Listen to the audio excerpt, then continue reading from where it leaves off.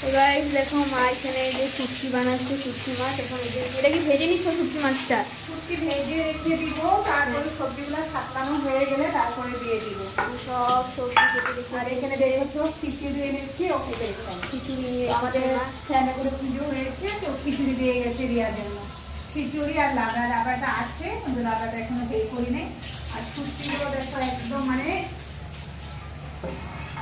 ভাজা একটু যদি এডিট সেডিং হয়, শুটকি মানে খেতে ভালো লাগে, আমাদের শুটকির গন্ধ ভালো লাগে। হ্যাঁ, কদমাসে গন্ধটা ভালো পায় না, খেতে ভালো পায় আমাদের। গন্ধটা ভালো লাগে, খেতেও ভালোই লাগে।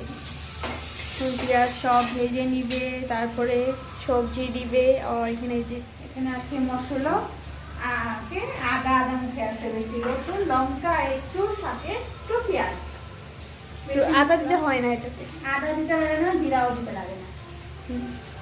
শুটকি